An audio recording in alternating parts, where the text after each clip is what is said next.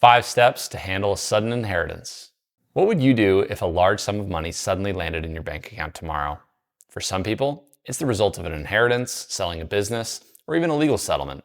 Overnight, they go from just getting by to suddenly being very wealthy. It sounds like a dream, but here's the truth. Sudden wealth can be just as stressful as it is exciting.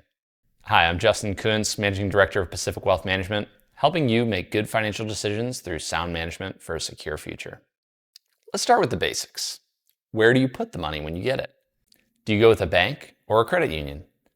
On one hand, credit unions are non-profit organizations, which means lower fees, better rates on loans, and sometimes higher interest on savings. They also tend to have a stronger sense of community.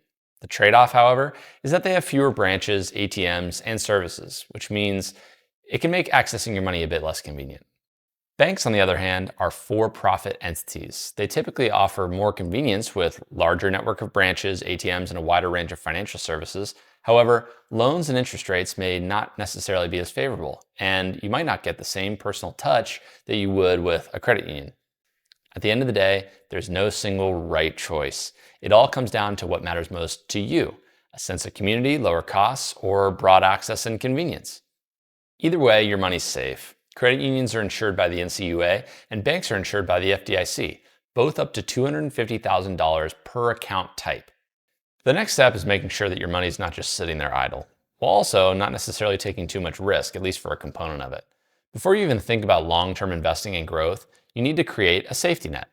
We like to think of it as building 2 buckets of money. The first is an emergency fund with 3 to 6 months of living expenses in the event of a job loss, health crisis, or other large unexpected expenses. The second is for everyday expenses. This is the money you'll use to cover bills, groceries, and daily life. For these 2 buckets, you'll need a checking or savings account. They may not pay much interest, but in this stage, the goal isn't growth. It's stability and quick access if needed. Now that you've built a safety cushion, you may be wondering, should I use some of this money to pay down debt? This is one of the most common questions we hear, and the answer is that it depends. If you've got high interest debt like credit cards, paying it off is almost always a smart move if you can afford it. But with low interest debt like mortgages or something along those lines, it might make more sense to keep it and invest your money for higher returns. The key is balance. Don't wipe out debt only to leave yourself without enough cash for basic living expenses, of course, or potential investment opportunities. Once you've addressed debt, it's time to think about growth and how to make your money work for you. This is where long-term planning comes in. When you start to consider long-term planning, you want to make sure that your money is working for you in an efficient capacity.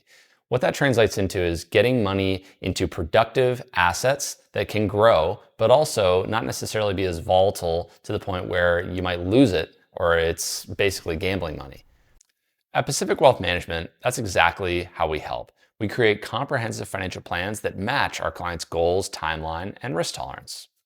It's really important to stay diversified and spread that risk out amongst a number of different asset classes. Rather than leaning into one stock or one idea, have a portfolio of different funds or different stocks that spreads the risk out.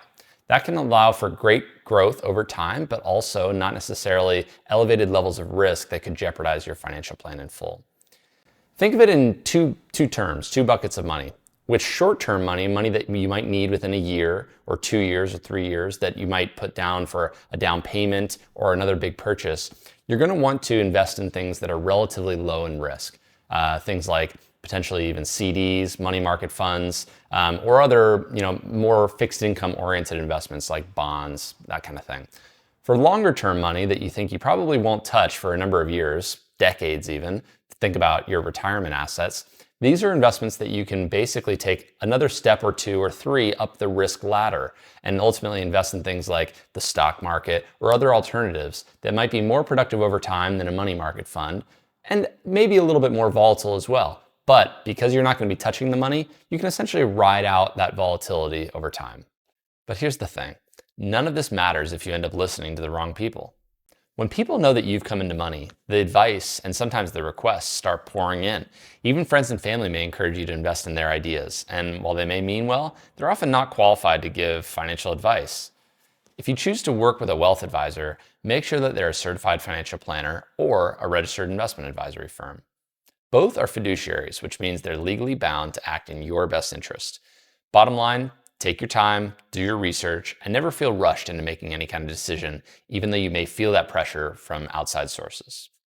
It's not uncommon that we have new clients walk through our door that have just come into money of some kind, and they've got ideas of their own or ideas that they've been pitched from friends, family, whoever it may be.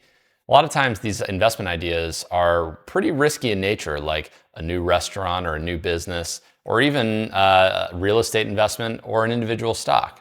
It's really important to consider the risks when evaluating whether or not an investment makes sense. And also, if that investment were to go wrong, would it affect your long-term goal viability? Would you still be able to reach your goals down the road in life if this were to go to zero, this new investment that you're thinking about? If you can't basically isolate this individual investment from your financial plan and have everything still work out, it's usually not a good idea. And it's better to go through a diversified approach that is more considerate of your goals, risk tolerance, and objectives. Let's wrap up with a few key takeaways. 1. Choose the right place for your money. Whether that's a bank or a credit union, there's no single right choice. It all depends on your priorities. 2. Build a safety net. Make sure you have 2 buckets, one for emergencies and one for everyday expenses. At this stage, stability matters more than growth. 3. Manage debt wisely. Pay off high-interest debt as quickly as you can without putting yourself in a worse financial situation. As for low-interest debt, think strategically. Sometimes keeping it while investing that money can make more sense. 4. Plan for long-term growth. Invest in a way that's aligned with your goals, timeline, and risk tolerance. Let your money work for you over time steadily and safely. 5. Work with people who you can trust. Be careful who you take advice from. Even well-intentioned friends and family often lack the expertise to guide you. You may want to consider working with a fiduciary like a certified financial planner or a registered investment advisory firm. Being newly wealthy is a unique opportunity, but also a big responsibility. With the right steps, you can turn it into lasting financial security and peace of mind. I'm Justin Kuntz, Managing Director of Pacific Wealth Management, and if you're interested in seeing how we help our clients at Pacific Wealth get the most out of life with their money, be sure to visit us at www.pacwealth.com.